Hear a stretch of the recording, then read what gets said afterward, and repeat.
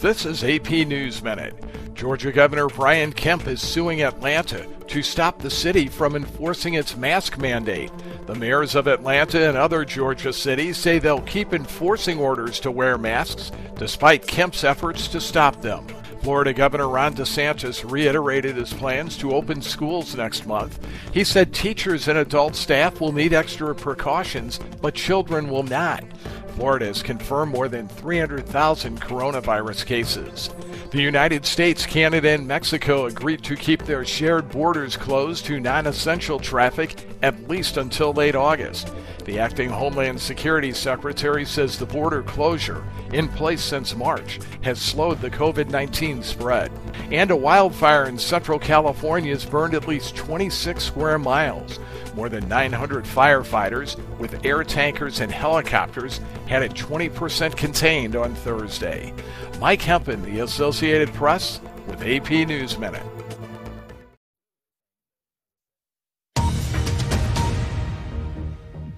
Hello, welcome. You're watching BBC World News. Our main headlines this hour.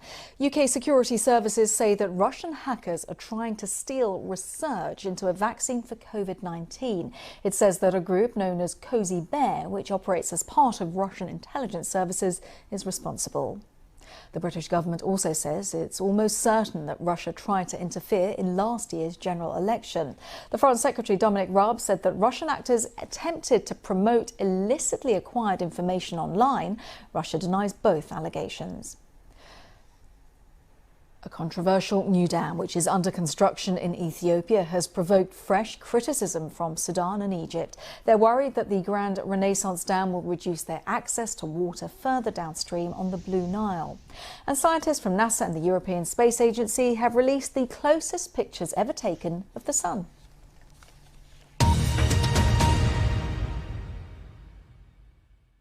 Virgin Atlantic is going to restart operations on the 20th. Can you give us an idea at this point as to what bookings look like? Good to be with you, Guy. We start in a phased approach. So coming Monday the 20th, we start Hong Kong. And then on the 21st, we start New York, JFK, and LA. And then early August, we'll add Barbados. And we'll add a couple more destinations step by step. Bookings initially are looking limited. Load factors will be relatively low because part of our issue is that these markets are still travel restricted. There's still travel restrictions in place. There's still a quarantine here in place in the UK when you come back. So it's basically essential travel only. The delivery of refrigerated trucks marks a grim milestone for Arizona and Texas. The numbers of deaths from coronavirus rose in both US states on Thursday. The coolers are to refrigerate bodies as morgues fill up. New York used dozens of these trailers in April when its daily COVID-19 deaths were soaring above 700. Their appearance in Arizona and Texas reflects how the pandemic is spinning out of control in southern states. Arizona's Maricopa County, home to the city of Phoenix, has alone brought in 14 coolers ahead of an expected surge. An emergency management director in the state, Robert Rowley, said this is the first time they've had to order them.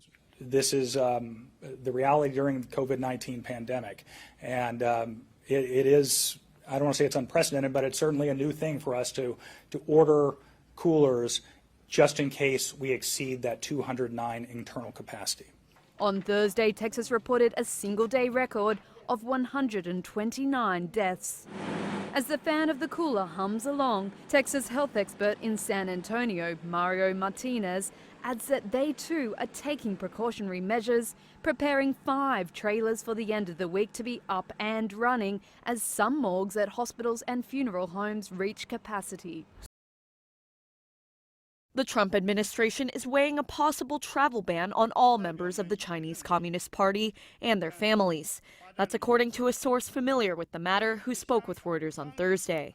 It's a move that would be sure to further strain U.S.-China relations and would represent one of Washington's toughest actions yet in an escalating feud some have likened to a new Cold War.